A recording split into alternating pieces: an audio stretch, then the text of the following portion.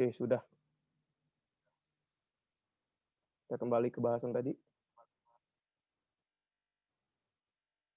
Nah, kita berbicara unsur perbuatan yang pertama, syarat perbuatan berkaitan dengan tindak pidana.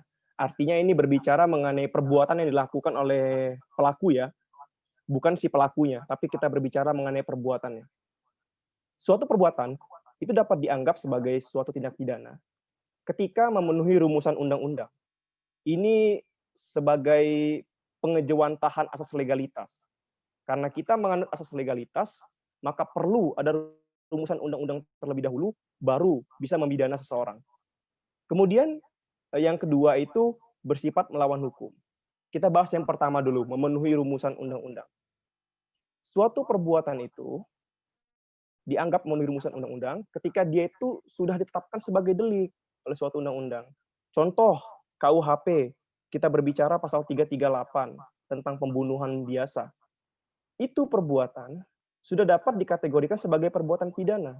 Karena sudah diatur di dalam pasal 338 itu merupakan perbuatan pidana. Sehingga terpenuhilah asas legalitas.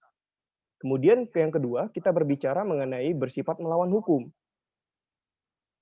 Bersifat melawan hukum di sini, kita akan berbicara suatu perbuatan itu dikatakan bersifat melawan hukum ketika dia diancam sanksi pidana dan dirumuskan sebagai suatu delik dalam undang-undang. Memang ya, kalau kita berbicara sifat melawan hukum ini, sebenarnya ada yang namanya sifat melawan hukum formil dan sifat melawan hukum material. Sifat melawan hukum formil itu dia mengatakan bahwa suatu perbuatan itu melawan hukum ketika dia diancam dengan sanksi pidana dan dia dirumuskan sebagai delik dalam suatu undang-undang. Tetapi dalam ajaran sifat melawan hukum material, tidak hanya yang diatur dalam undang-undang yang dapat dikatakan sebagai perbuatan melawan hukum. Perbuatan-perbuatan lain yang juga dirasa bertentangan dengan rasa keadilan masyarakat dan tidak mewujudkan ketertiban umum, itu juga dianggap sebagai perbuatan melawan hukum. Tetapi sifat melawan hukum material demikian itu bertentangan dengan asas legalitas, sehingga kita tidak menganut sifat melawan hukum material dalam bidang hukum pidana. Atau lain halnya kalau dalam bidang hukum perdata ya, di hukum perdata juga ada perbuatan melawan hukum, itu memang tidak hanya yang diatur oleh undang-undang saja, yang di luar undang-undang pun dapat dikatakan perbuatan melawan hukum ketika menimbulkan kerugian bagi seseorang. Tapi kalau dalam hukum pidana, wajib untuk diatur dan dirumuskan terlebih dahulu dalam undang-undang. Karena itu resiko ya, resiko dari asas legalitas itu sendiri. Tapi asas legalitas ini penting juga untuk menjamin agar tidak terjadi kesewenang-wenangan. Atau istilahnya mungkin kalian sering dengar kriminalisasi. Wah, ini si A dikriminalisasi oleh polisi. Walaupun sebenarnya kriminalisasi itu bukannya seperti itu. Kalau dalam ilmu hukum, kalau kita berbicara kriminalisasi, itu kita berbicara mengenai suatu perbuatan yang semula bukan tindak pidana, kemudian diatur oleh hukum menjadi tindak pidana. Yang mana ini berkenaan dengan kewenangan legislatif atau DPR dalam membentuk suatu undang-undang. Yang mana perbuatan yang awalnya bukan tindak pidana oleh DPR kemudian menjadi tindak pidana karena diatur oleh undang-undang. Itu hakikatnya kriminalisasi kalau menurut ilmu hukum. Tapi di masyarakat sekarang muncul persepsi baru ketika kita dihukum secara sewenang-wenang, kita sudah dikriminalisasi. Ya, tidak ada yang salah juga dengan hal tersebut. Kemudian memenuhi rumusan undang-undang bersifat melawan hukum, barulah suatu perbuatan itu dapat diklasifikasikan sebagai perbuatan pidana. Syarat pertama akan terpenuhi bila unsur-unsur daripada syarat perbuatan ini terpenuhi, yaitu rumusan undang-undang dan bersifat melawan hukum. Ketika kedua ini dilakukan oleh si pelaku, maka dapat diklasifikasikan perbuatan pelaku merupakan perbuatan pidana dan syarat pemidanaan yang pertama, yaitu syarat objektif, terpenuhi. Nah, lantas apakah seseorang yang telah melakukan perbuatan pidana itu dapat dipidana? Belum tentu. Sebab ada juga di undang-undang kita yang mengatur mengenai alasan-alasan yang dapat menghapus sifat melawan hukum suatu perbuatan. Nah, itu kita bahas nanti. Sekarang kita beranjak ke unsur kedua, syarat objektif, yaitu orang. berkaitan dengan pertanggungjawaban pidana. Nah, kesalahan. Adapun unsur daripada syarat orang ini adalah suatu pelaku tindak pidana dapat dikatakan memiliki pertanggungjawaban pidana secara hukum ketika dia melakukan perbuatan pidana tersebut dengan kesalahan atau ada unsur kesalahan. Oke, saya slide show ya. Maaf ya, nggak jelas. Sorry. Oke, sudah cukup terlihat ya. Saya pindahkan, saya live 2 ini pakai HP juga soalnya.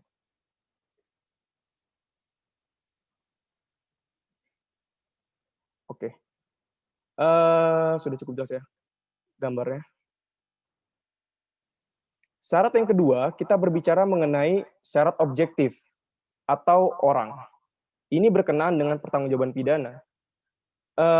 Suatu perbuatan pidana yang dilakukan oleh pelaku itu tidak dapat dipidana dalam hal perbuatan itu tidak bersifat melawan hukum, ataupun dalam hal orang yang melakukan itu tidak dapat dipertanggungjawabkan. Nah, lantas timbul pertanyaan, apa syarat-syarat seseorang itu dapat dipertanggungjawabkan dalam hukum pidana? Yaitu adanya kesalahan. Kesalahan dalam arti yang luas sama dengan pertanggungjawaban pidana. Apa aja unsur kesalahan itu? Ada 3 ditetapkan. Yang pertama, adanya kemampuan bertanggung jawab. Yang kedua, adanya bentuk kesalahan, baik itu dolus atau culpa. Dan yang ketiga, tidak ada alasan pemaaf.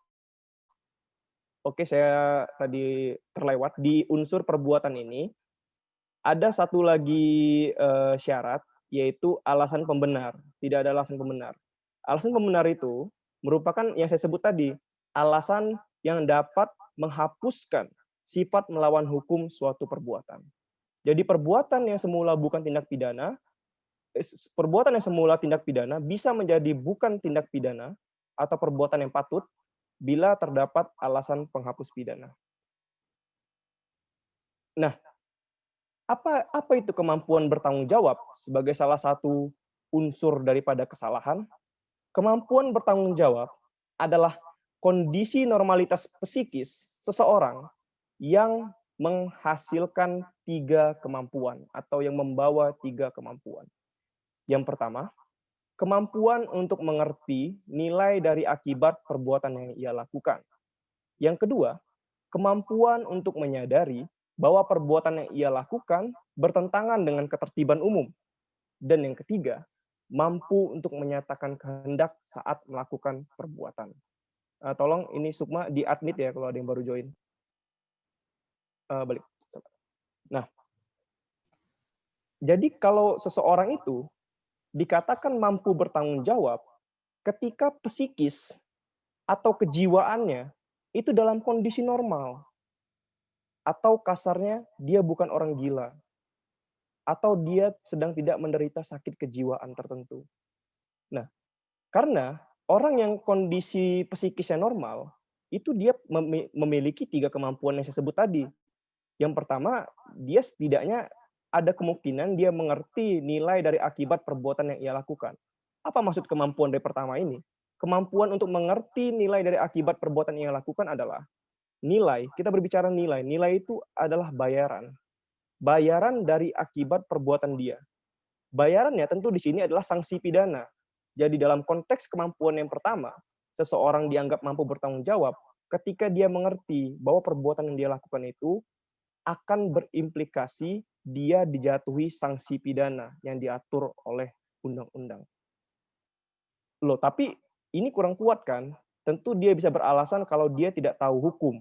Walaupun hal demikian itu tidak diterima ya dalam hukum pidana karena ada asas ignorante juris non excusat atau ketidaktahuan atas hukum tak bisa dimaafkan. Ditambah lagi di dalam perundang-undangan kita dikenal asas asas fikih hukum, di mana segala undang-undang yang telah disahkan itu dianggap diketahui oleh setiap warga negara. Ketika undang-undang itu telah ditempatkan di lembaran negara dan telah disahkan, setiap warga negara dianggap tahu. Jadi walaupun tidak bisa diterima juga. Tapi semisal si terdakwa menyatakan bahwa saya tidak tahu hukumnya, setidaknya dia memiliki kemampuan yang kedua, yaitu kemampuan untuk menyadari bahwa perbuatan yang ia lakukan itu bertentangan dengan ketertiban umum atau tidak diterima oleh masyarakat. Tentu dia tidak bisa mengelak lagi kalau sudah kemampuan yang kedua ini. Dalam hal kalau kondisi jiwanya normal ya. Ditambah lagi kemampuan yang ketiga, dia mampu menyatakan kehendak. Artinya ketika dia melakukan perbuatan pidana ini, dia tidak dalam daya paksa, dia tidak dalam keadaan tertekan, dan dia benar-benar memiliki kekuasaan lah untuk melanjutkan atau tidak perbuatan tersebut. Kemudian ada dolus atau culpa, ini tergantung rumusan delik. Dolus itu sengaja, culpa itu lalai. Ini tergantung rumusan delik. Ada delik yang merumuskan kesengajaan, ada juga delik yang merumuskan kealpaan atau kelalaian. Yang ketiga adalah tidak ada alasan pemaaf. Alasan pemaaf itu adalah alasan yang menghapus kesalahan si pelaku. Jadi perbuatannya tetap salah, tetap tetap tindak pidana, tapi orangnya dimaafkan. Karena tadi itu tidak ada kemampuan bertanggung jawab. Kita lanjut ya. Nah, dikarenakan hukum pidana kita itu dat dader strafrecht, berbicara mengenai perbuatan dan orang, yang mana dua hal tersebut juga merupakan syarat penjatuhan pidana, maka penting untuk kita selalu menyadari hal ini, yaitu sebelum kita memutuskan apakah orang bisa dipidana ataupun ada kemungkinan untuk orang tersebut ditetapkan sebagai tersangka atau terdakwa, perlu kita analisa terlebih dahulu. Yang pertama, apakah dapat dipidananya perbuatan yang dilakukan oleh si pelaku, atau bahasa Belandanya strafbaarheid van het feit. Kita bisa menyatakan bahwa perbuatan itu dapat dipidana ketika unsur perbuatan tadi terpenuhi. Yang saya sampaikan sebelumnya, yaitu memenuhi rumusan undang-undang, bersifat melawan hukum, dan tidak ada alasan pembenar. Ketika perbuatan itu dapat dipidana, oke, tapi kita jangan menjustifikasi orang dulu. Perlu kita tinjau kembali. Dapat tidaknya dipidana orang atau pembuatnya. Strafbaarheid van de persoon. Bila syarat pemidanaan kedua ini terpenuhi, sama dengan dapat dipidana atau dipertanggungjawabkannya pelaku tindak pidana. Maaf Kak Tama. Ya. Sebelumnya ini share screen-nya macet di slide 4, Kak. Macet di slide 4 ya? Iya, dari ini.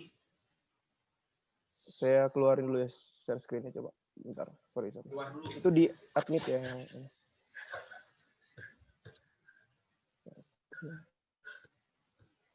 Sudah dikeluarin.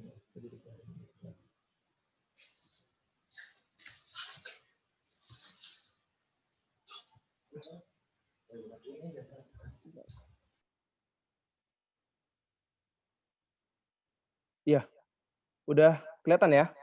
Kita ke slide berikutnya ini ya. Ya Kak. Nah, jadi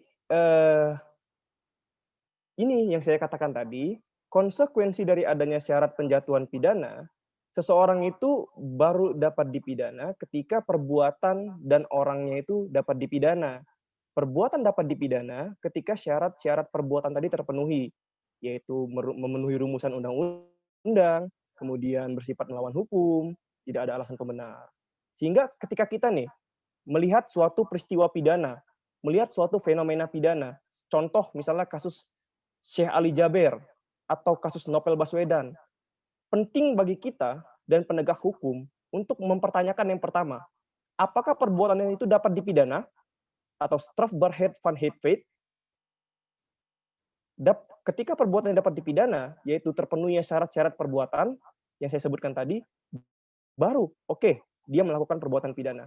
Tapi jangan kita menjustifikasi dia dikenakan pidana. Kita tinjau lagi, apakah orang atau pembuatan itu dapat dipidana? Atau strafbaarheid van de persoon. Penting untuk kita sebagai orang hukum untuk berpacu kepada dua pertanyaan ini dalam bidang hukum pidana. Selalu ingat, pertanyakan orang perbuatannya bisa dipidana atau tidak, kemudian orangnya bisa dipidana atau tidak. Karena itu syarat penjatuhan pidana yang mengikuti rumusan delik. Nah, Kalau syarat pemidanaan itu terpenuhi, barulah atau sama dengan dapat dipidana atau dipertanggungjawabkannya pelaku tindak pidana. Sehingga esensi sesungguhnya dalam hukum pidana ini adalah kita adalah penegak hukum membuktikan terpenuhi atau tidak terpenuhi syarat pemidanaan oleh pelaku tindak pidana. Inilah nanti yang akan menjadi substansi berkas dalam proses peradilan pidana. Mulai dari pencarian alat bukti dan barang bukti itu ada untuk membuktikan hal ini. Apakah perbuatannya bisa dipidana? Apakah orangnya bisa dipidana? Itu yang kita buktikan di hukum pidana formil. Itulah kenapa saya bilang, keberadaan hukum pidana formil itu untuk mempertahankan hukum pidana material. Sehingga kalau kalian tidak belajar dan paham hukum pidana material, ya kalian pasti bingung apa yang dipertahankan dalam hukum pidana formil. Jadi inilah yang kita buktikan, baik dalam tahap penyidikan atau nanti tahap persidangan, yang merupakan inti daripada pembuktian adalah persoalan ini. Penuntut umum tentu akan menyatakan bahwa perbuatan itu dapat dipidana dan si orangnya itu bisa dipidana. Tapi penasihat hukum tentu akan defense. Perbuatannya mungkin bisa dipidana, tapi orangnya mungkin tidak bisa dipidana. Ataupun sebaliknya, ada alasan pembenar atau alasan pemaaf. Clear ya syarat penjatuhan pidana. Kita pindah. Nah, ini yang saya jelasin tadi sih. Saya ternyata udah nyampe sini tadi penjelasannya. Cuma nggak apa-apa, kita ulangin lagi biar paham. Aduh, sabar. Nah, perbuatan pidana sebagai sebagai syarat pertama pemidanaan. Perbuatan pidana, kita artikan dulu perbuatannya ya. Perbuatan itu menurut POS, itu ahli hukum pidana, merupakan sikap jasmani yang disadari. Artinya kalau kita berbicara perbuatan itu merupakan tindakan ya, tindakan luar, bukan bicara batin. Kita nggak bicara niat ataupun kehendak pelaku, tapi kita berbicara perbuatan yang ada. Jadi sikap jasmani yang disadari, yang mana tindakan itu disadari oleh pelaku, itulah perbuatan. Nah, perbuatan itu ada yang positif, berbuat, ada juga yang negatif. Kenapa begitu? Karena tadi kan saya katakan, perbuatan pidana itu adalah perbuatan yang dilarang atau diperintahkan yang disertai ancaman sanksi pidana oleh suatu undang-undang bagi barang siapa yang melanggar atau tidak melaksanakan. Jadi karena ada larangan dan ada perintah, tentu kalau larangan artinya kita melakukan sesuatu atau perbuatan positif. Kita kan udah dilarang nih, tapi kita masih berbuat. Nah, jadi tindak pidana itu ada yang berbuat, tapi ada juga karena ada rumusan delik itu berupa perintah, bisa juga sebagai tindak pidana ketika kita tidak berbuat. Jadi kalau dalam jenis-jenis tindak pidana ya, itu kita kenal ada delik komisi, komision, dan delik omission. Delik komisi itu delik yang mana perbuatan pidana yang dilakukan itu melanggar larangan yang telah diatur oleh undang-undang pidana. Jadi kita misalnya pembunuhan, kita udah dilarang membunuh, kita dilarang merampas nyawa orang lain, tapi kita melakukan. Itu delik komisi. Tapi ada juga delik omisi, yaitu dia tindak pidana dengan tidak melaksanakan perintah undang-undang hukum pidana. Contoh, itu adalah meninggalkan orang yang perlu ditolong. Itu ada di KUHP. Jadi kalau kalian ngelihat ada orang kecelakaan, ditolonglah ya. Jangan sampai ada nanti yang kena pidana gara-gara itu. Nah, itulah hukum pidana. Sehingga ada perbuatan yang positif, berbuat, ada yang negatif. Dapat dikatakan sebagai tindak pidana bila memenuhi unsur-unsur tindak pidana atau unsur-unsur syarat perbuatan pidana tadi. Memenuhi undang-undang dan bersifat melawan hukum. Nah, kedua syarat ini kumulatif, harus dipenuhi keseluruhan. Sebab ada kalanya nih yang saya sampaikan tadi, perbuatan yang telah memenuhi rumusan undang-undang tidak dipidana sebab tidak bersifat melawan hukum. Hal demikian dapat terjadi karena ada alasan yang menghapus sifat melawan hukum suatu perbuatan. Ini disebut alasan pembenar. Nah, apa itu alasan pembenar? Nanti kita bahas di slide berikutnya. Kemudian, apa itu perbuatan melawan hukum? Saya katakan tadi ya, kalau secara teoritis ada yang melawan hukum formil, ada yang melawan hukum material. Tapi karena melawan hukum material tadi melanggar asas legalitas, yang dianut oleh Indonesia itu sifat melawan hukum formil, yaitu suatu perbuatan yang diancam pidana dan dirumuskan sebagai suatu delik dalam undang-undang. Ketika syarat perbuatannya unsurnya itu ada unsur pertama ini, ada unsur yang kedua ini bersifat melawan hukum dan tidak ada alasan pembenar, itu memenuhi perbuatan yang dilakukan oleh pelaku, maka dapat dikatakan perbuatan pelaku itu merupakan perbuatan pidana. Oke, kita lanjut ya.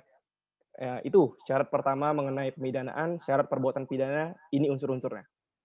Kemudian yang kedua, kita berbicara mengenai pertanggungjawaban pidana. Nih, ini unsur yang kedua ya, yaitu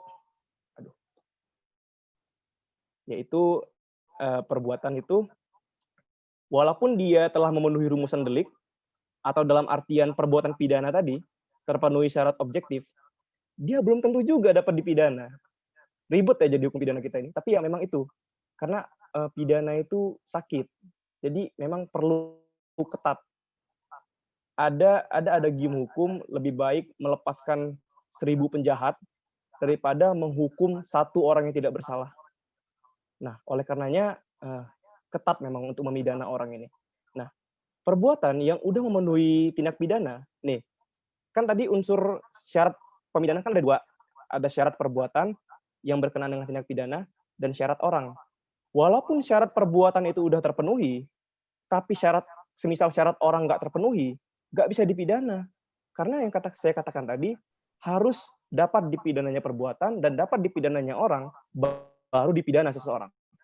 Oleh karenanya, harus dilihat dapat tidaknya pelaku dipertanggungjawabkan dalam hukum pidana.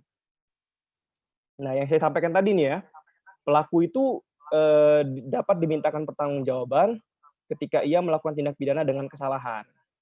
Atau secara gamblang bisa kita katakan, pertanggungjawaban itu ekuivalen atau sama dengan kesalahan. Jadi kalau ada kesalahan, maka pertanggungjawaban pidana itu ada pada diri pelaku. Unsur kesalahan itu tadi, ini ya, kemampuan bertanggung jawab, yang saya sampaikan tadi, keadaan jiwanya harus normal. Pelakunya itu psikisnya harus normal. Jangan dia gila atau sakit jiwa yang lainnya. Karena psikisnya normal, tadi menghadirkan 3 kemampuan, kata saya kan. Kemampuan mengerti nilai, kemampuan menyadari perbuatan dia yang bersalah itu, atau setidaknya kemampuan untuk menyatakan kehendak. Kemudian ada unsur yang kedua dalam kesalahan itu sengaja atau dolus atau objek atau intention. Atau juga ada yang namanya lalai atau culpa atau alpa. Nah, kalau ini namanya bentuk kesalahan. Ini mengikuti rumusan delik dalam undang-undang hukum pidana kita. Contoh lagi, pasal pembunuhan aja yang enak. Barang siapa dengan sengaja. Artinya, dalam pasal pembunuhan itu, bentuk kesalahannya adalah sengaja. Jadi kita perlu lihat rumusan deliknya. Nah, tapi ada juga beberapa delik yang mengatur mengenai kealpaan sebagai bentuk kesalahannya. Nah, kalian cek pasal 359 kalau saya tidak keliru. Itu dipidananya seseorang karena kealpaannya atau kelalaiannya mengakibatkan matinya orang lain. Nah, itu bentuk kesalahan lalai. Jadi untuk menilai, oh ini tindak pidananya sengaja atau lalai nih, lihat rumusan deliknya. Jadi di sini dikatakan ada terpenuhinya syarat kedua kesalahan ketika ada sengaja atau lalai. Kemudian yang syarat yang ketiga adalah syarat tidak adanya alasan pemaaf atau penghapus kesalahan pada diri pelaku.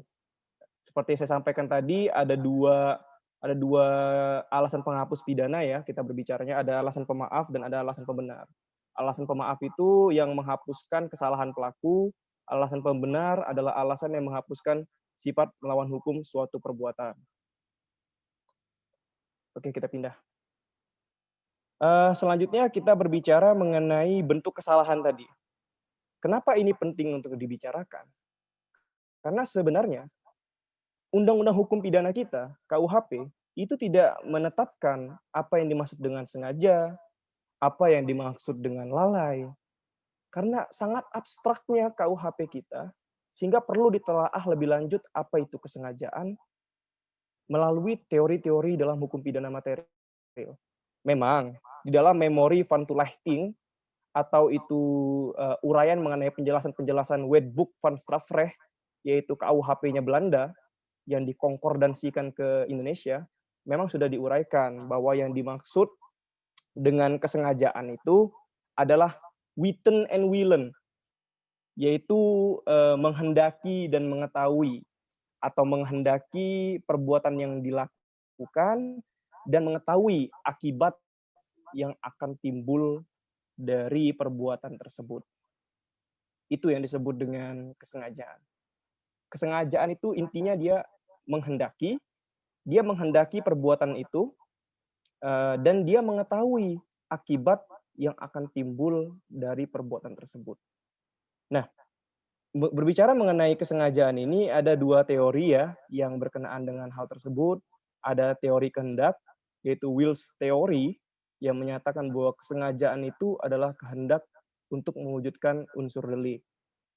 Tapi ada juga teori yang lebih sederhana yang menyatakan bahwa kesengajaan itu cukup dengan membayangkan akibat perbuatannya, itu dengan dia mengetahui bahwa perbuatan itu akan menimbulkan akibat terpenuhinya unsur tindak pidana, maka itu sudah dapat dikatakan sebagai perbuatan pidana.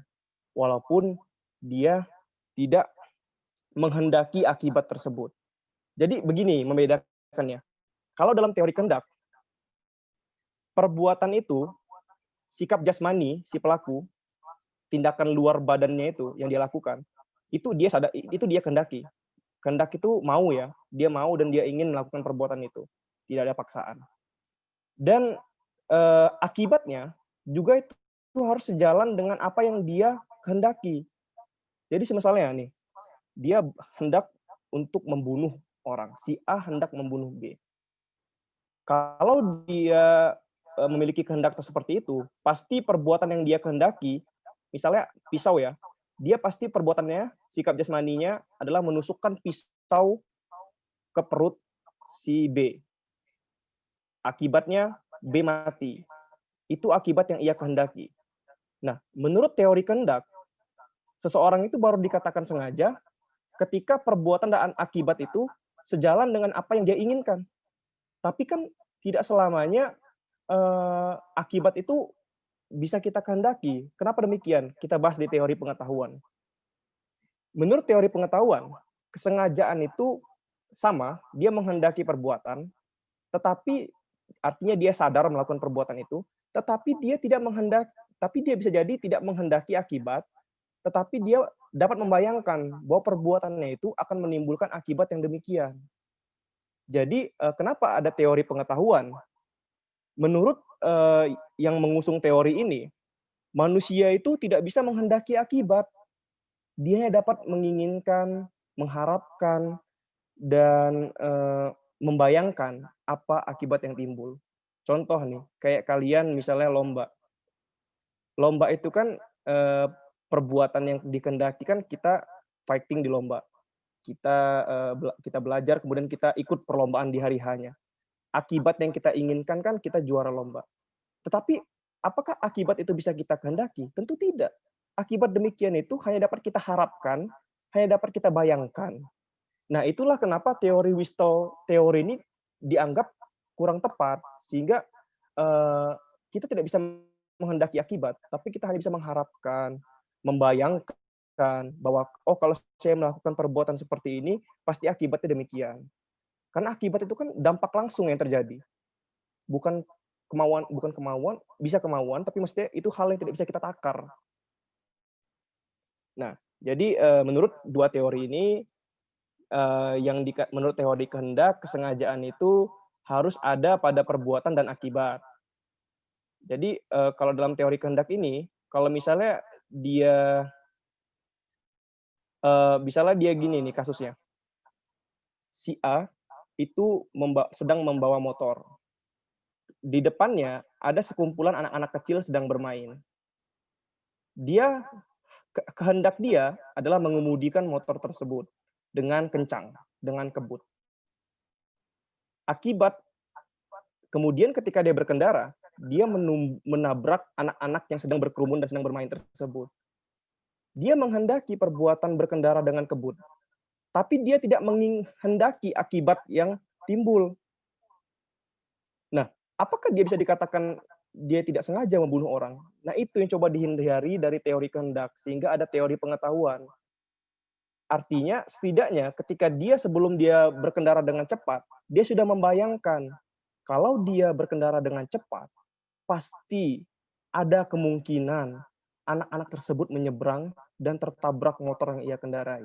Oleh karenanya, kalau menurut teori kehendak, dia tidak bisa dijerat pasal pembunuhan, karena tidak ada kesengajaan di situ. Tapi kalau menurut teori pengetahuan, dia bisa dijerat pasal pembunuhan, karena dia sudah membayangkan akan kemungkinan timbulnya akibat matinya seseorang karena dia berkendara dengan kebut. Nah, itulah ya perbedaan antara teori pengetahuan dan teori kehendak. Sebenarnya kalau kita berbicara kesengajaan ini banyak bentuknya. Ini baru teori kesengajaan ya. Ada yang namanya corak kesengajaan. Corak kesengajaan itu akan tepat kalau kita melihat kasusnya terlebih dahulu. Ada corak kesengajaan itu ada 3. Kesengajaan sebagai maksud, kesengajaan dengan sadar kepastian, dan kesengajaan dengan sadar kemungkinan. Tapi menurut saya itu terlalu awal untuk disampaikan ke kalian. Saya khawatir tidak dipahami. Untuk awalan ini cukup dipahami bahwa kesengajaan itu ada 2 teori ini. Belum lagi ada macam-macam kesengajaan yang bentuknya itu ada 9 atau 7 kalau tidak salah. Ada yang namanya dolus premeditatus, dolus repentinus, dolus indirectus, dolus directus, banyak macamnya, tergantung kasus yang dihadapi. Nah, selanjutnya kita berbicara bentuk kesalahan yang kedua, yaitu kealpaan. Kealpaan ini lebih sederhana daripada sengaja. Menurut Hazewinkel Suringa, ahli hukum juga ini, dia mengatakan bahwa kesengajaan itu kurangnya kehati-hatian atau penduga-dugaan, sehingga menimbulkan akibat yang dilarang oleh undang-undang. Nah, bagaimana kita menentukan ukuran kurangnya kehati-hatian itu, yaitu dengan melihat apakah dia mempunyai kewajiban untuk berbuat lain menurut undang-undang. Contoh gini, kayak sebentar ya. Misalnya seseorang, kita pakai contoh berkendara lagi deh. Berkendara di jalan raya, seharusnya kan itu diatur dalam Undang-Undang LLAJ bahwa seseorang itu kalau sedang di jalanan kota itu ada maksimum kecepatan. Tapi dia malah ugal-ugalan. Nah, ketika dia ugal-ugalan, dia menyalip orang dari lawan arah misalnya, kemudian dia menumbur orang, matilah orang lain. Nah, itu sebenarnya bisa dikatakan kealpaan juga, karena dia mempunyai kewajiban untuk berbuat lain, yaitu berkendara dengan baik, yang diatur dalam undang-undang ataupun kebiasaan. Semoga bisa dipahami ya. Nanti ditanyakan kalau ada yang dibingungkan. Sebentar. Aduh, ngelak lagi nih. Nah. Aduh. Bentar.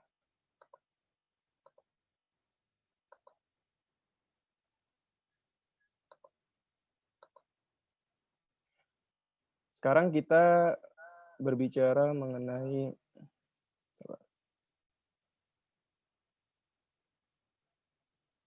kita berbicara mengenai alasan penghapus pidana.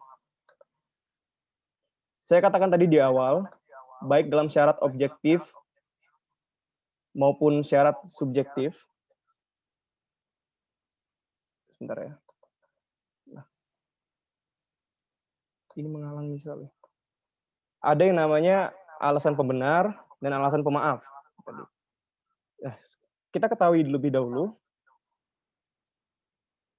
Slide saya nampak jelas nggak di ini? Ini menghalangi sekali. Jelas, Kak, jelas. Jelas ya? Nah, ya, kita berbicara alasan penghapus pidana. Udah hilang belum item-itemnya? Udah hilang ya? Kita berbicara alasan penghapus pidana nih. Alasan penghapus pidana itu alasan-alasan yang memungkinkan orang yang melakukan perbuatan yang memenuhi rumusan delik atau tindak pidana menjadi tidak dipidana. Nah, jadi ada kalanya ya perbuatan itu telah memenuhi syarat objektif, yaitu syarat perbuatan, telah memenuhi syarat subjektif. Ketika ada alasan penghapus pidana ini, artinya ada salah satu syarat yang tidak terpenuhi. Alasan pembenar, ketika ada alasan pembenar pada perbuatan pelaku, artinya ada syarat objektif yang tidak terpenuhi, yaitu syarat sifat melawan hukum. Kemudian, ketika ada alasan pemaaf pada diri pelaku, berarti berarti hilangnya kesalahan atau syarat subjektif pada diri pelaku. Karena alasan pemaaf ini menghapus kesalahan. Kita bahas satu persatu.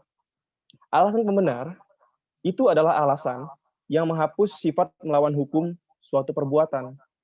Sehingga tadi ada unsur perbuatan melawan hukum ya. Saya selalu mereminder kembali supaya kalian nggak lupa. Ada syarat perbuatan melawan hukum dalam syarat objektif. Nah, syarat itu bisa hapus kalau ada alasan-alasan pembenar. Itulah kenapa alasan pembenar ini disebut alasan yang menghapus sifat melawan hukum suatu perbuatan, sehingga apa yang dilakukan semula merupakan delik, lalu menjadi perbuatan yang patut dan benar. Apa saja alasan itu? Ada cukup banyak. Kalian bisa lihat di KUHP, di bab buku pertama, bab 3, tentang hal-hal yang menghapuskan, meringankan, atau memberatkan suatu pidana. Nah, ini saya ambil beberapa contoh ya. Alasan pembenar itu diantaranya ada pembelaan terpaksa. Itu disebut not wir, yaitu pembelaan yang dilakukan karena adanya ancaman yang mengancam badan ataupun kehormatan ataupun benda yang ada baik pada diri pelaku maupun pada diri orang lain, sehingga mengakibatkan perlunya diadakan suatu pembelaan guna menjaga badan tadi, menjaga kehormatan, menjaga benda dari orang yang hendak melakukan perbuatan melawan hukum tersebut. Jadi, pembelaan terpaksa ini salah satu bentuk alasan pembenar. Apa sih contoh konkretnya? Contoh konkretnya itu adalah ketika ada seseorang gitu, si A, itu hendak dibegal. Ada ancaman bahaya yang mengancam badan dan benda yang ada pada diri si A. Misalnya si A ini korbannya ya. Sehingganya A ini terpaksa melakukan perlawanan dengan memukul si begal, kemudian si begal itu terluka. Nah, perbuatan si A ini tidak bisa dipidana karena sifat melawan hukumnya hapus dalam hal ada alasan, yaitu pembelaan terpaksa. Kemudian ada yang disebut melaksanakan ketentuan undang-undang. Jadi pejabat pemerintah ataupun ya yang melaksanakan ketentuan undang-undang, suatu undang-undang, itu selagi dia melakukannya itu dalam itikat baik dan sewajarnya, ketika perbuatan itu kemudian menimbulkan tindak pidana, itu ia menjadi tidak dipidana. Itu yang disebut melaksanakan ketentuan undang-undang. Kemudian ada juga yang disebut melaksanakan perintah jabatan yang sah. Contohnya kalau contoh lain melaksanakan undang-undang itu seperti ini mudahnya. Semisal ada mobil pemadam kebakaran, itu hendak memadamkan api di suatu rumah gitu. Dia kemudian sepanjang perjalanan itu dia mengemudi dengan cepat, kemudian mungkin dia tidak sengaja menubruk orang lain, tapi karena dia dalam rangka melaksanakan tugas dan wewenangnya, itu dia tidak jadi dipidana. Sederhananya seperti itu. Ada juga melaksanakan perintah jabatan yang sah. Ini contoh konkretnya adalah eksekutor. Jadi kalau ada terpidana mati, itu harus dipidana mati dong, harus ditembak. Nah, itu kan perbuatan melawan hukum, merampas nyawa orang lain, pembunuhan. Tapi dia menjadi tidak dipidana karena dia melaksanakan perintah jabatan yang sah. Kemudian ada itu alasan pembenar ya. Alasan pembenar tadi kan bisa dilihat ya, itu sangat erat dengan perbuatan, bukan pada diri pelaku. Nah, kalau alasan pemaaf, ini melekat pada diri pelaku, yaitu alasan yang menghapus kesalahan si pembuat, perbuatannya tetap dipersalahkan. Akan tetapi si pembuat itu dimaafkan. Contoh, sakit jiwa tadi, pertumbuhan jiwa yang tidak sempurna, sehingga dia tidak memiliki kemampuan bertanggung jawab. Hapus salah satu unsur kesalahan, yaitu kemampuan bertanggung jawab, maka tidak bisa dikatakan dia bertanggung jawab atau ada kesalahan. Kemudian yang kedua ini, nah ini kelanjutan pasal dari pembelaan terpaksa. Jadi di ayat 2, pasal 49 itu ada yang namanya pembelaan terpaksa melampaui batas atau notwehr access. Di mana yang contoh begal tadi ya, dia tetap latar belakangnya harus sama dengan pembelaan terpaksa. Ada bahaya dan ancaman yang mengancam badan atau kehormatan atau benda yang di sekitar diri pelaku atau orang lain yang mengharuskan si pelaku tersebut untuk melakukan perlawanan agar tetap terjaganya badan, kehormatan, dan bendanya tersebut. Tetapi dalam notwehr access atau yang melampaui batas itu, dia melakukan pembelaannya dengan berlebihan. Contoh sampai si tukang begal tadi meninggal dunia. Dia karena dia saking terguncang jiwanya, dia melakukan pembelaan mungkin dengan mengambil celurit si begal, terus dihantam-hantamkan celurit itu ke badan si begal. Nah, itu disebut pembelaan terpaksa melampaui batas. Ada alasan lain yang harus terpenuhi dalam pembelaan terpaksa melampaui batas, yaitu adanya guncangan kejiwaan yang membuat pelaku akhirnya refleks sehingga melakukan perbuatan perlawanan tersebut. Bisa dibaca lagi di pasal 49 ayat 2. Di samping kedua ini sebenarnya masih ada lagi pasal yang menghapuskan sifat melawan hukum dan kesalahan itu, yaitu di pasal 48, overmah atau daya paksa. Tapi pasal tersebut ahli sendiri masih berdebat apakah itu masuk alasan pembenar atau alasan pemaaf. Overmah itu saya uraikan sedikit adalah orang yang dianggap overmah itu singkatnya gini, daya paksa atau paksaan pada diri pelaku sehingga pelaku melakukan perbuatan pidana.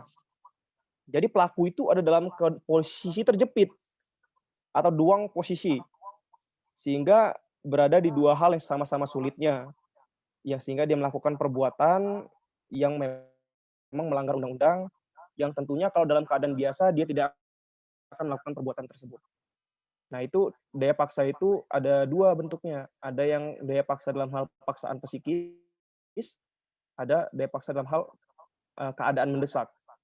Paksaan psikis itu masuknya, ada ahli yang berpendapat masuk ke alasan pemaaf, kemudian sedangkan keadaan mendesak itu masuk ke alasan pembenar.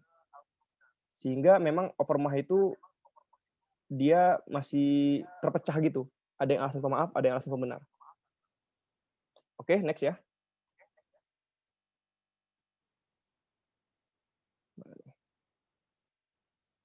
Nah, kita berbicara terakhir mengenai pidana dan jenis-jenis pidana. Muncul nggak slide-nya? Ini slide terakhir. Pada Nggak akhirnya, muncul. muncul ya? Belum, Kak. Belum. Sabar. Aduh, laptop saya ini. Sabar, saya stop share, terus saya share lagi.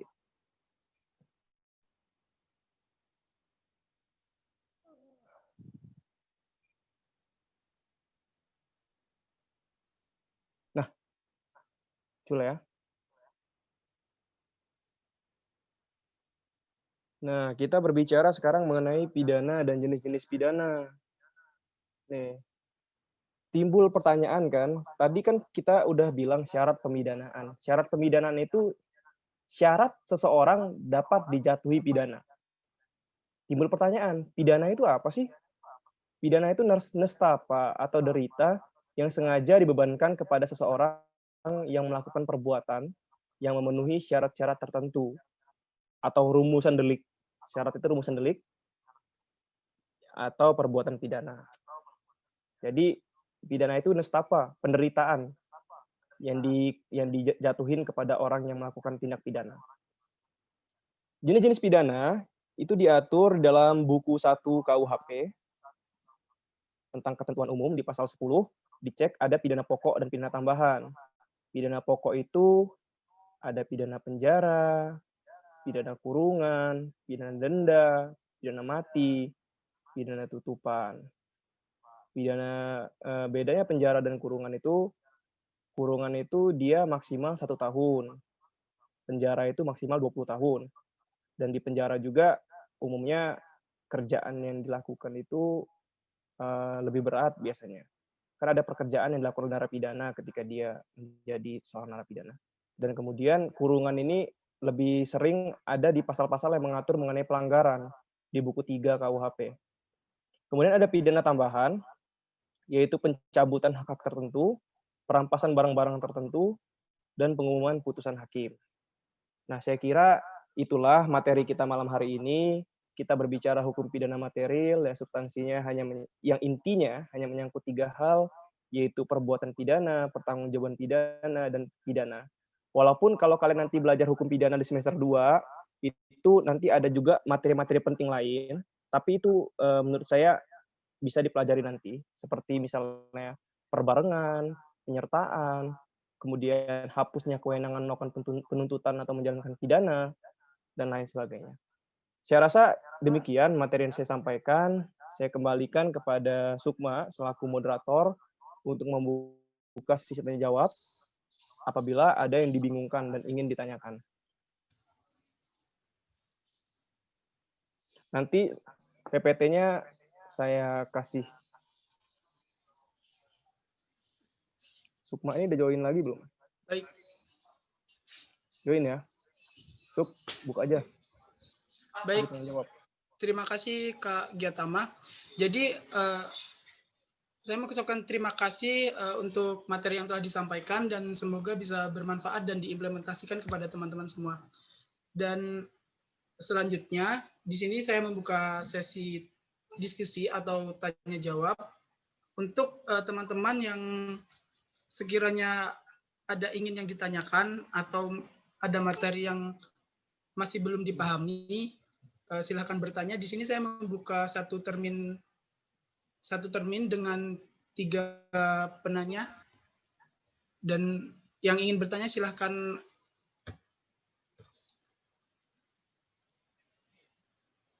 unmute dan on kamera.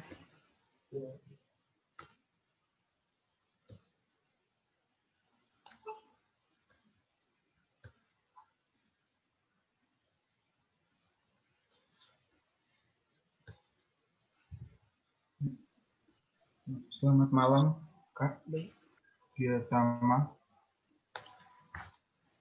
Iya, selamat malam. Ya, silakan. Untuk Julius. Ya, izin memperkenalkan diri, nama saya Julius Perlindungan Sitomorang. Izin bertanya, Kak. mengenai contoh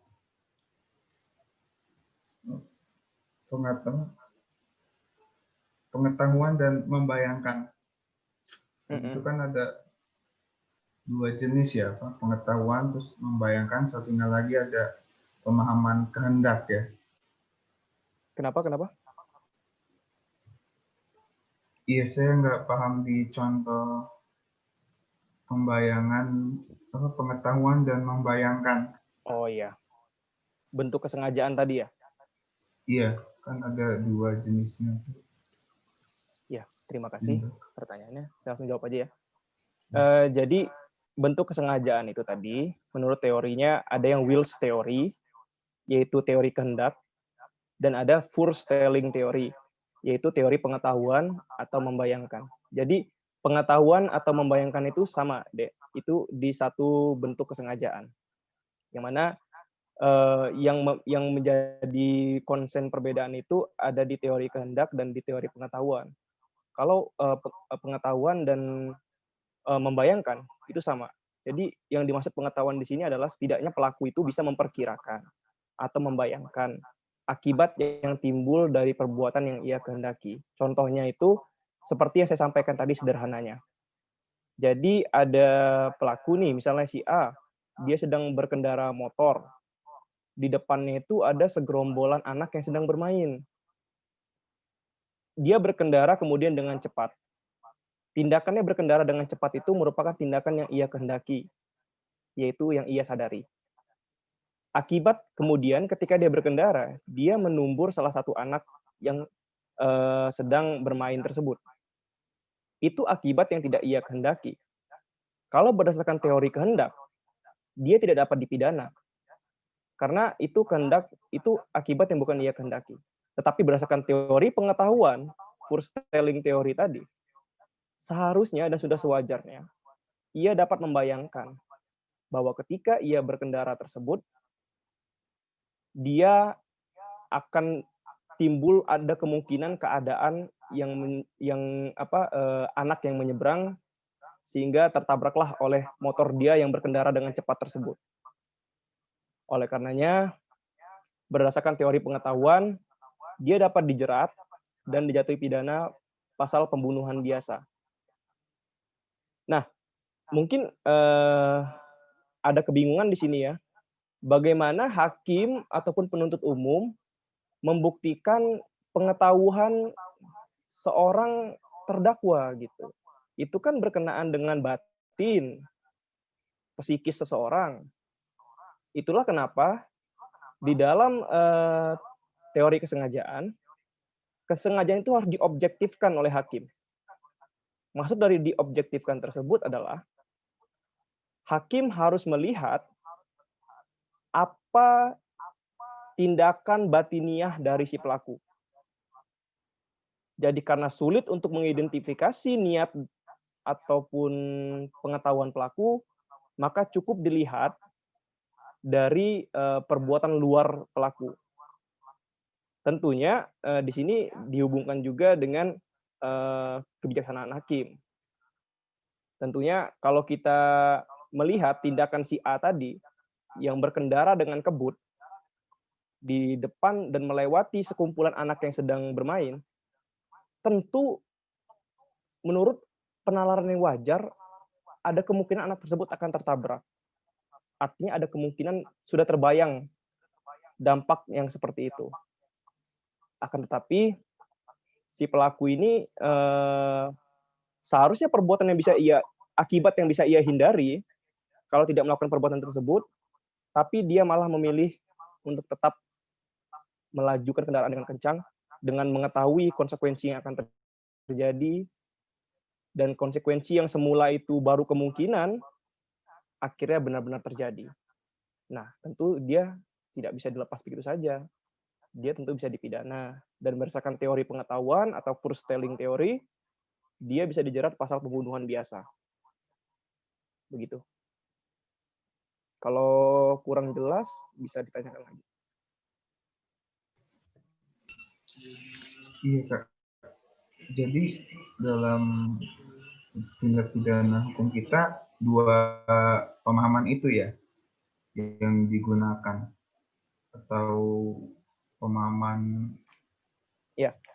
pengetahuan dan membayangkan saat ada kasus seperti itu yang dipakai teori pertama tindakan atau teori pengetahuan dan membayangkan. Jadi sebenarnya seperti ini. Kalau kita menilai kesengajaan seseorang itu, kita harus melakukan analisa kasuistis. Kita harus melihat case yang ada di lapangan. Adanya teori itu untuk mempermudah penegak hukum dalam melaksanakan tugasnya. Kalau memang ada perbuatan yang memang dia sekiranya bisa dijerat dengan teori kehendak, tentu tidak ada salahnya juga mendalilkan si pelaku itu dengan teori kehendak. Ini sebenarnya tujuan ada teori ini untuk mempermudah penegak hukum dalam menegakkan hukum. Bahkan saking untuk mempermudah nih, saya sampaikan tadi kan ada corak kesengajaan tindak lanjutnya. Corak kesengajaan itu dia benar-benar sangat tepat untuk diterapkan sesuai dengan kasus yang terjadi. Di mana ada corak kesengajaan itu untuk menilai kadar kesengajaan daripada si pelaku. Jadi kadar kesengajaan itu pun ada gradualnya. Ada corak kesengajaan yang disebut, saya sampaikan saja, kesengajaan sebagai maksud atau dolus directus. Kesengajaan sebagai maksud ini merupakan kelanjutan daripada teori kehendak tadi. Jadi dalam corak kesengajaan sebagai maksud, perbuatan itu memang yang dikehendaki dan akibat itu ada yang dikehendaki juga. Tetapi ada juga corak kesengajaan dengan sadar kemungkinan. Nah, ini mendukung teori Furstelling teori.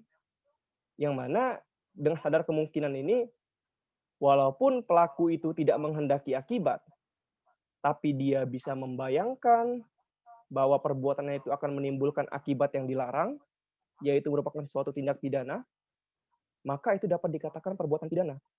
Nah, corak kesengajaan ini tadi akan menentukan seberapa berat pelaku dijatuhi pidana. Jadi, corak kesengajaan ini atau yang disebut juga dengan niat atau motif, itu sebenarnya bukan merupakan bagian unsur tindak pidana, sehingga tidak bisa menghilangkan unsur kesalahan. Tetapi setidaknya dapat meringankan hukuman yang dijatuhkan. Jadi, grade kesengajaan yang paling tinggi itu adalah kesengajaan sebagai maksud. Perbuatan dan akibat itu dikehendaki oleh pelaku. Tapi kalaupun dia tidak menghendaki akibat, dia bisa dijerat dengan dolus eventualis, yaitu kesengajaan dengan grade yang paling rendah, yaitu kesengajaan dengan sadar kemungkinan. Dia menghendaki perbuatan, dia sadar melakukan perbuatan itu, tapi dia tidak menghendaki akibat. Itulah contoh case yang saya contohkan tadi, si A yang menabrak si anak tadi. Tentu hukuman yang dijatuhkan kepada dia tidak bisa juga dikenakan hukuman maksimal pembunuhan biasa, karena itu berkenaan dengan kadar niat kesengajaannya. Tentu di sini tentunya kembali itulah kenapa ya yang menilai kesengajaan ini adalah objektivitas hakim yang akan melihat dari tindakan luar si pelaku, sehingga pelaku itu tidak bisa lepas begitu saja. Tujuan ada corak kesengajaan. Jadi kesengajaan itu nggak hanya sekedar mau. Karena kayak kata saya tadi, kekurangan teori kehendak itu, manusia tidak bisa menghendaki akibat. Manusia hanya bisa mengharapkan, membayangkan, dan menginginkan akibat sesuai dengan rencana dia. Tapi apa dia bisa mewujudkan akibat? Belum tentu. Seseorang dengan pistol menembak orang lain, belum tentu orang itu mati. Walaupun niat si penembak itu ingin mematikan orang tersebut, artinya akibat ini suatu ranah yang tidak bisa dijangkau oleh manusia. Itulah kenapa ada teori pengetahuan. Nah, kalaupun pengen lebih mudah lagi, mana yang dianut dalam hukum pidana kita? Kedua-duanya dianut. Saya katakan tadi kan dalam Memori van Toelichting atau MVT, yang merupakan penjelasan pasal-pasal KUHP Belanda, dikatakan bahwa sengaja itu witten and willen, menghendaki perbuatan dan mengetahui akibat yang akan timbul. Seperti itu. Baik, Kak. Terima kasih atas jawabannya. Semoga bisa dipahami. Baik, untuk selanjutnya, apakah ada yang ingin bertanya? Mau nanya, Kak. Oke, silahkan Nurul Azizah. Iya, yang pasal begal, yang soal begal itu. Kan waktu itu pernah ada kasus ya yang naik, yang kata ada yang bunuh begal karena begal itu berusaha buat nyakitin pacarnya. Nah, itu sebenarnya gimana sih Kak pandangannya kalau sampai si begal itu terbunuh? Soalnya kan kita nggak tahu pasti juga kan gimana si begal itu pas kejadian itu, bisa aja begal itu emang benar-benar mengancam juga gitu. Makasih. Iya. Itulah ya. Pertama yang saya sampaikan, itu yang kasus di Madura bukan sih? Yang dia dibebaskan pada akhirnya? Nggak Cuma tahu, hanya Kak. tersangka aja. Oh, kurang tahu ya. Iya. Jadi seperti ini. Pembelaan itu tadi sampai mengakibatkan matinya pelaku tindak pidana itu merupakan not with access atau pembelaan terpaksa yang melampaui batas. Itu merupakan salah satu alasan penghapus pidana, dalam hal ini alasan pemaaf, yang menghapus kesalahan si pelaku. Perbuatan si pembunuh begal itu tetap salah, tapi pembunuh begal itu dimaafkan.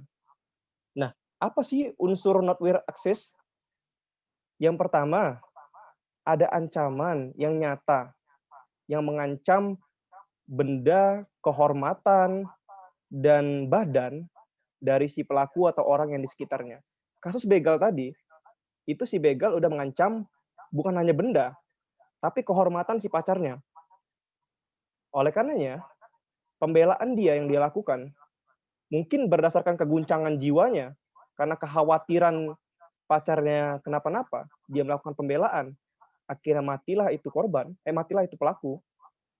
Tentu itu termasuk ke dalam pembelaan terpaksa melampaui batas dan tidak dapat dipidana.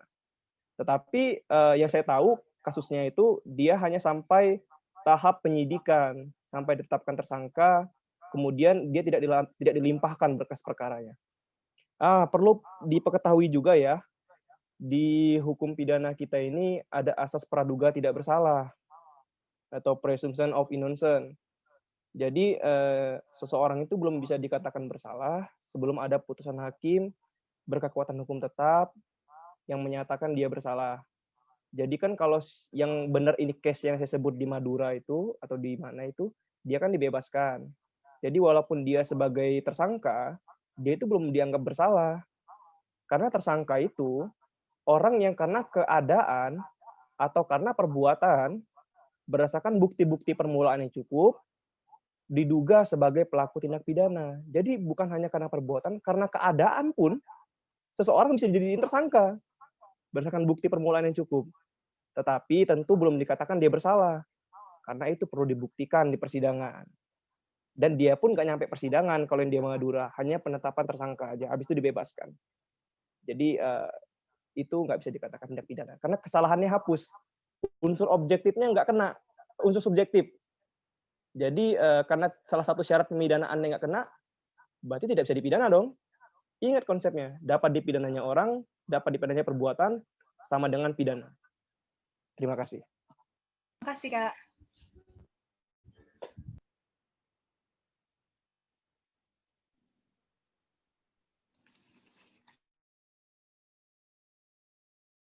Oh iya, silakan. Jadi gini, kan tadi ada yang namanya alasan pembenar. Salah satunya itu melaksanakan perintah jabatan. Yang kita tahu sekarang kan lagi ada bentrok antara polisi dengan para pendemo. Nah, beberapa kasus itu ada yang melihat penyiksaan terhadap pendemo itu oleh polisi. Seandainya kita melaporkan kejadian itu atas pasal penganiayaan, namun sang polisi itu berdalih bilang kalau ini adalah perintah jabatan. Saya mau tahu dari segi hukum pidana ini gimana ya untuk menanggapi kasus yang saya jelasin tadi, Kak. Terima kasih sebelumnya. Oke. Jadi melaksanakan ketentuan undang-undang apa perintah jabatan nih? Atau keduanya ya? Iya. Karena duanya ada alasan masing-masing. Ya, jadi pertama yang perlu ditinjau ketika syarat seseorang itu dapat dikatakan melaksanakan ketentuan undang-undang, ketika seseorang tersebut memang berada dalam instansi yang oleh undang-undang diberikan kewenangan dan dia dalam posisi jabatan untuk melaksanakan kewenangan tersebut ataupun dia menerima perintah dari atasannya. Dalam hal dia melakukan perintah tersebut dengan itikat baik, ya tentu tidak dapat dipidana. Kemudian kita kaitkan dengan kepolisian. Kepolisian ini kan banyak ya undang-undang yang mengatur mengenai kewenangannya. Ada undang-undang kepolisian, kemudian di bawahnya ada peraturan Kapolri mungkin. Nah, perlu ditinjau dulu apakah tindakan menertibkannya itu dalam rangka itikat baik dan dalam rangka melaksanakan ketentuan undang-undang yang sewajarnya, karena kata kuncinya ada sewajarnya dan itikat baik. Ketika dia melakukan tersebut tidak dengan itikat baik, hanya karena emosional semata, dan hanya karena dia itu, terlebih lagi kalau ternyata kewenangan itu dilakukan tidak sewajarnya, maka tentu dia tidak bisa membela diri dengan berdalih bahwa dia melaksanakan ketentuan undang-undang. Kemudian terkait perintah jabatan. Yang dimaksud perintah jabatan di sini, ada hubungan struktural antara yang memerintah dan yang diperintah. Sekarang ditinjau, apakah dia menertibkan orang itu ada perintah atasannya? Dan apakah perintah tersebut merupakan kewenangan yang dimiliki oleh atasannya? Sekarang saya rasa menertibkan itu bukan dikatakan kewenangan juga gitu. Jadi kalaupun memang dia menertibkan itu melaksanakan perintah atasannya dan dengan memang itikat wajar dan itikat baik, tentu tidak dapat pidana. Tapi kalau dia sudah sampai melukai orang lain tanpa alasan yang wajar atau mungkin penganiayaan berat hingga mengakibatkan orang tersebut tidak bisa melakukan perbuatan sehari-hari pada umumnya, tentunya dia tidak bisa berdalih. Dan perlu diperhatikan ya, alasan pembenar ini itu merupakan salah satu unsur undang-undang, unsur delik yang harus dibuktikan di persidangan. Jadi tidak bisa penyidik atau penuntut umum di tahap pra penuntutan sudah berkesimpulan bahwa si pelaku ini melaksanakan ketentuan undang-undang gitu. Memang ada kewenangan penuntut umum sebagai dominus litis atau penguasa perkara untuk menghentikan penuntutan kalau dirasa kurang alat bukti. Tetapi saya rasa di sini dengan banyaknya fakta-fakta di lapangan, termasuk si korban ataupun saksi-saksi lainnya, tentunya tidak ada alasan untuk kekurangan alat bukti. Dan di sini tentunya kalau ingin menilai apakah perbuatannya itu melaksanakan ketentuan undang-undang, perlu untuk diperiksa di persidangan, perlu untuk dibuktikan. Dan untuk kepolisian, saya mungkin ada rekan-rekan bidang kajian di sini ya. Apakah ada peradilan khusus untuk kepolisian? Saya rasa tidak ya. Kalau yang di bawah Mahkamah Agung itu adanya peradilan militer. Kalau emang dia ini harus diperiksa khusus oleh militer. Jadi saya rasa memang tidak bisa dia berdalih bahwa dia melaksanakan undang-undang kalau dia melakukan hal tersebut dengan anarki dan emosional seperti itu. Makasih, Kak. Iya.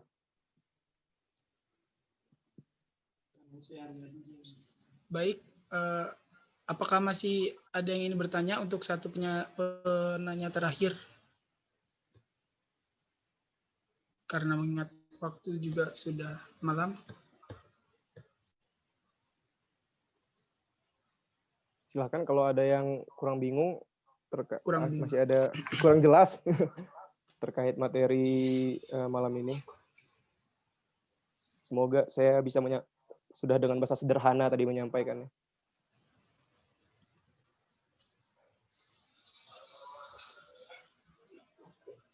Baik, untuk teman-teman, masih ada yang ingin ditanyakan? Itu, iya ada yang raise hand itu. Fajar Bima Alfian.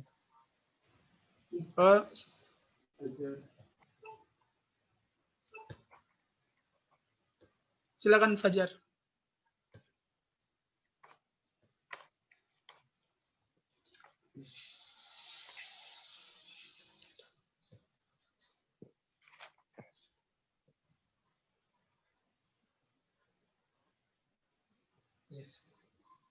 Silakan Fajar.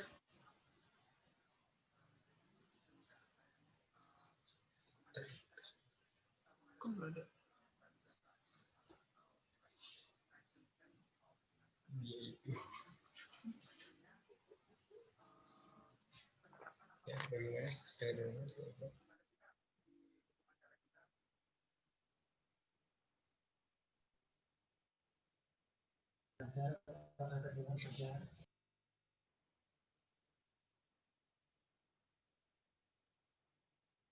Pencet ya?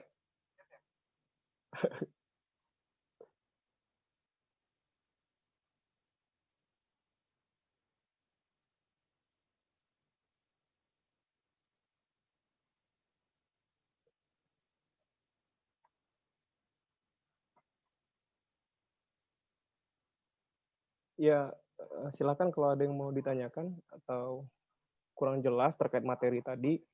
Ini materi pengantar, diharapkan dengan paham hukum pidana material, kalian tidak kesulitan mengikuti kajian-kajian berikutnya yang akan lebih berat lagi. Hukum pidana formil.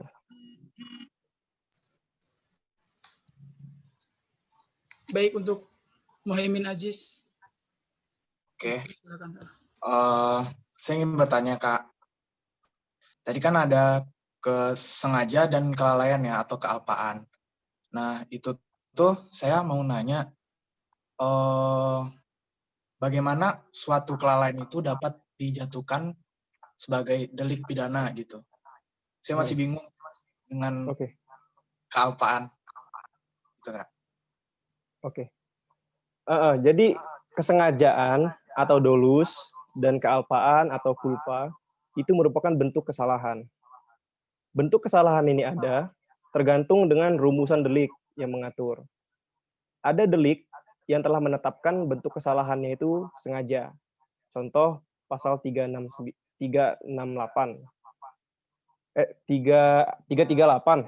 Sorry. Pembunuhan ya. Itu bentuk kesalahannya sengaja. Kita lihat di prasanya ya. Barang siapa dengan sengaja. Ada juga delik tertentu yang dia mengatur mengenai bentuk kesalahan lalai, di mana bisa dilihat di pasal 359 KUHP. Barang siapa karena kealpaannya mengakibatkan matinya orang lain, itu dipidana karena kealpaan, mengakibatkan kematian. Nah, itu merupakan delik yang bentuk kesalahannya kealpaan. Lantas, apa perbedaan antara sengaja dan alpa? Sengaja itu tadi adalah witten and willen. Menghendaki perbuatan yang dia lakukan dan mengetahui akibat yang akan timbul dari perbuatannya tersebut. Maka orang dapat dikatakan sengaja. Sedangkan lalai adalah menurut Hazewinkel Suringa, kurangnya kehati-hatian atau penduga-dugaan sehingga timbullah akibat yang dilarang oleh undang-undang. Contoh tadi orang berkendara di jalan raya karena melampaui batas kecepatan tertentu, yang seharusnya dia itu memiliki kewajiban lain untuk berkendara dengan sewajarnya. Tapi karena kurangnya kehati-hatian dia menabrak orang yang berlawanan arah, itu dia dapat dijerat dengan pasal kealpaan yang mengakibatkan kematian atau luka-luka. Jadi yang membedakan antara alpa dan juga lalai itu pertama dilihat dari rumusan delik. Deliknya itu merumuskan dolus kah atau culpa? Kalau dia merumuskan dolus, maka delik itu merupakan delik kesengajaan. Dan kadang ada juga ya delik itu yang dia tidak merumuskan bentuk kesalahannya. Dia plong aja gitu frasanya, nggak ada itu sengaja atau lalai. Contoh di delik penganiayaan 351. Nah, menurut literatur yang saya baca, ada ahli pidana juga Simons mengatakan bahwa selama pembentuk undang-undang belum menghapus hal-hal yang dapat menimbulkan keraguan, maka orang hanya berpegang teguh pada ketentuan bahwa sengaja itu meliputi semua jenis kejahatan, kecuali jika ternyata menurut undang-undang sendiri ditentukan sebaliknya. Jadi menurut Simon ini selagi delik itu nggak menentukan bentuk kesalahan, maka dapat kita anggap bahwa bentuk kesalahan dalam delik tersebut adalah kesengajaan. Seperti itu. Kita lihat rumusan deliknya. Terima kasih, Kak. Bisa dipahami ya? Tanyakan lagi kalau nggak paham, nggak apa-apa.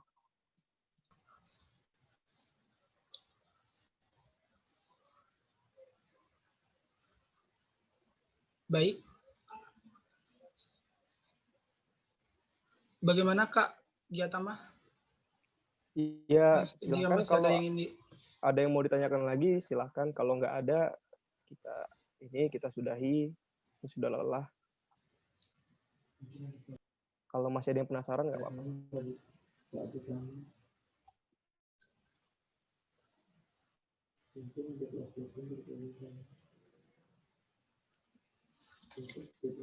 Gimana? Dirasa cukup? Cukup. Baik.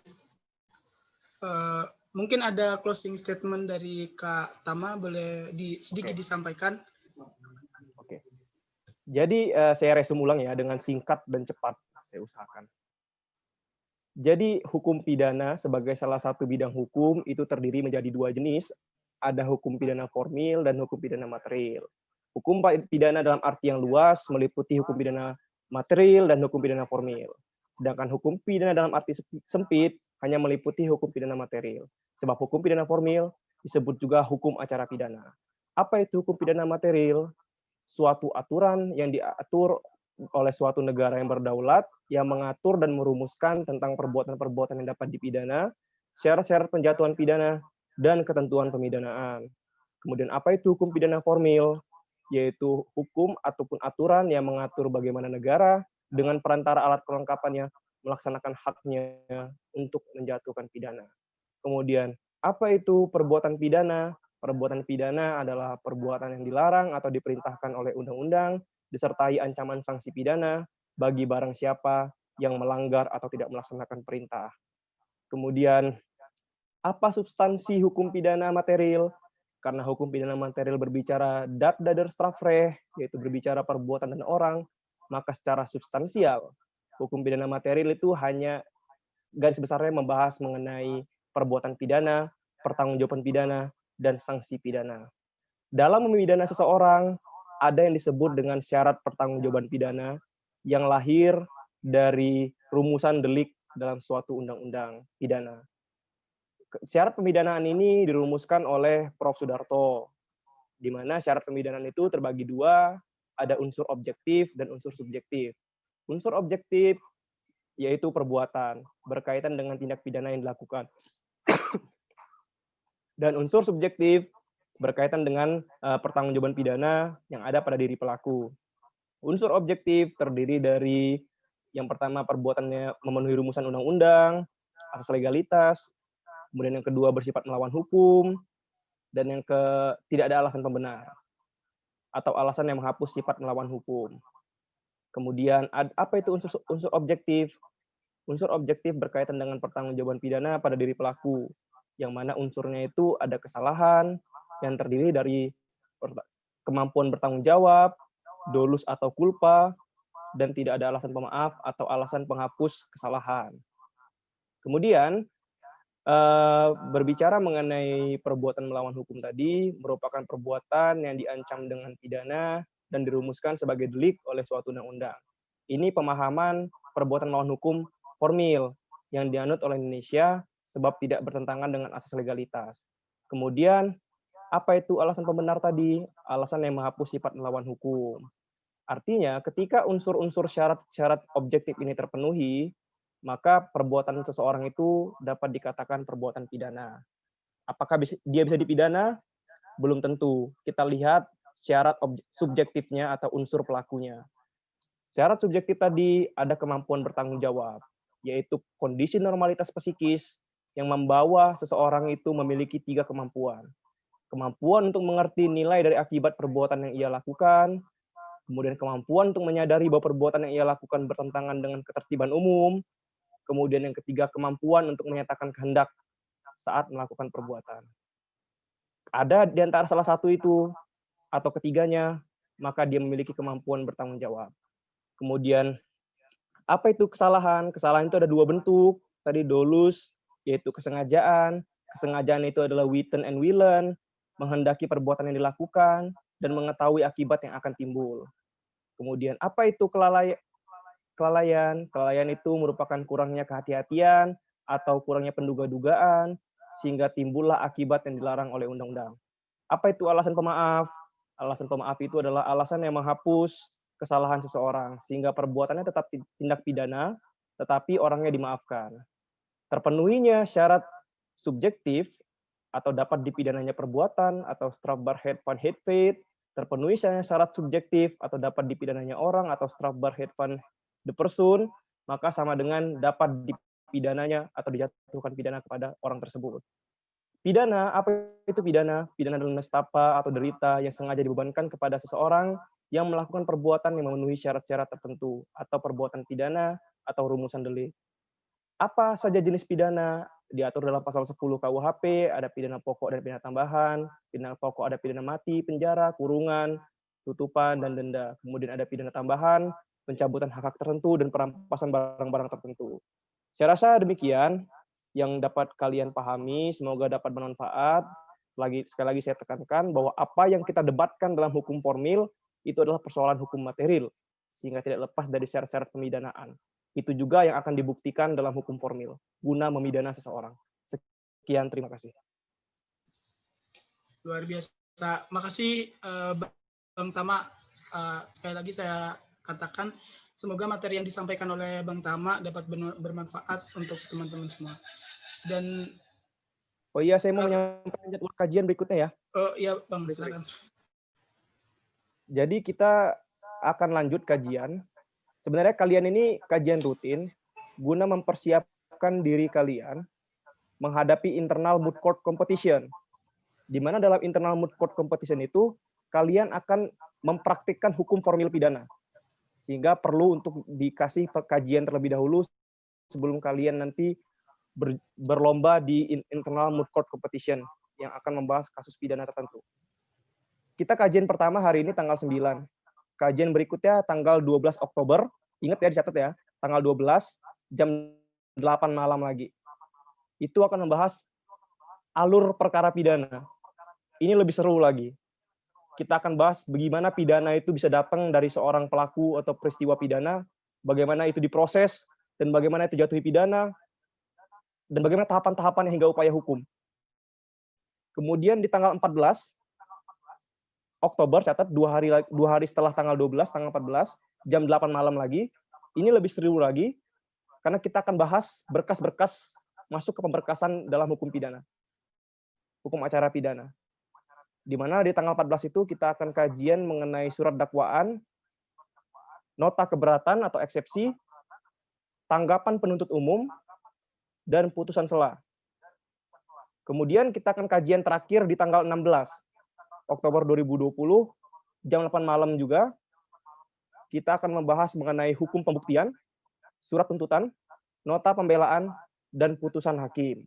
Dicatat ya, jangan sampai ketinggalan, karena ini penting kalau kalian nggak mengikuti, bagaimana kamu orang bakal IMCC nanti. Ya nanti ada kabimnya sih sama tutor, tapi nggak ada salahnya paham duluan. Ya itu, silakan moderator. Terima kasih Bang Giatama informasinya. Mungkin cukup kajian perdana kita malam ini karena memang waktu sudah larut malam. Jadi di sini saya sebagai moderator mohon maaf apabila terdapat banyak kata yang salah, dan tetap semangat untuk para teman-teman semua, semangat berproses di PSBH.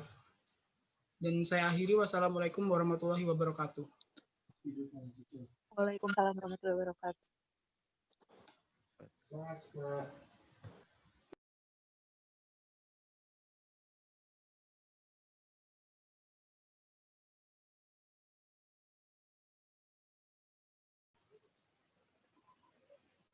Terima kasih atas materinya, Kak. Ya, sama-sama, Dek. Ini anak kajian, Yoel. Gimana nge-save record? Stop recording ini ya? Iya, Tam. Ngapa? Nge-save record ini gimana? Stop recording ya? Iya, stop recording aja. Nanti dia, kalau lo keluar dari Zoom, nanti langsung ini kok dia, langsung masuk ke penyimpanan file lo nanti. Gmail ya? Enggak, dia langsung masuk ke versi downloadnya Zoom. Iya, kalau lo dari laptop ya. Oke.